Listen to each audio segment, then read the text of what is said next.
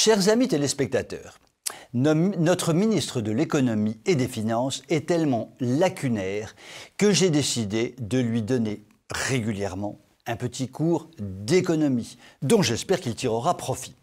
Je vous livre donc le petit cours que je viens de lui prodiguer. Mon cher Bruno, ne me remercie pas de contribuer à ta formation économique, je ne le fais pas pour tes beaux yeux bleus, mais je le fais pour la France, que tu ne contribues pas à redresser par ton action. C'est le moins que l'on puisse dire, car tu es à la science économique ce que l'araignée de Patagonie est à la recherche nucléaire. Aujourd'hui, nous allons donc parler commerce extérieur.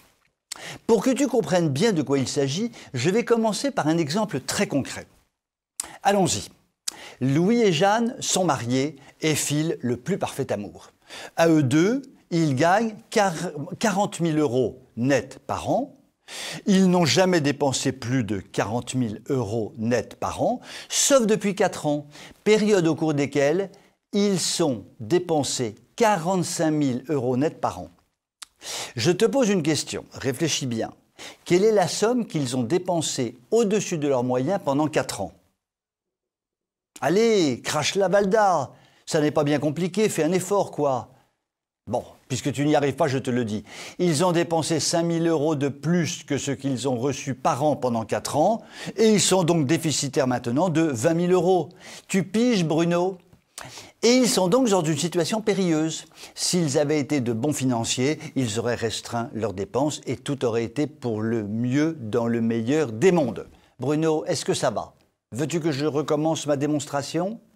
Bon, d'accord, je continue, tu es un brave garçon. J'arrive maintenant au commerce extérieur. Jusqu'au début du siècle, il était excédentaire. Mais il a commencé à être déficitaire au moment de la mise en place de l'euro. Et le couple exportation-importation, c'est comme le couple Louis et Jeanne. Tu vois, l'exemple de mon petit couple amoureux, c'est vraiment bien vu, non? La France a exporté de moins en moins et a donc reçu de moins en moins d'argent. Et elle a importé de plus en plus et a donc payé de plus en plus d'argent. Ok boy, tu suis? Il en résulte aujourd'hui un déficit annuel du commerce extérieur de l'ordre de 100 milliards d'euros par an.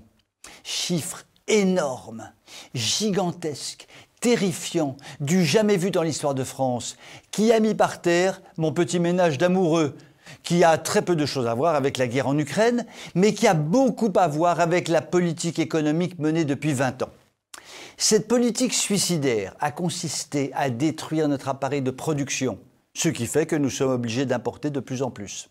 A consisté à ouvrir nos frontières à une immigration de peuplement et non à une immigration de travail, ce qui accroît de façon démesurée notre consommation et donc nos importations. A consisté à mettre en place un système social ruineux, ce qui rend non compétitif ce qui reste de notre économie.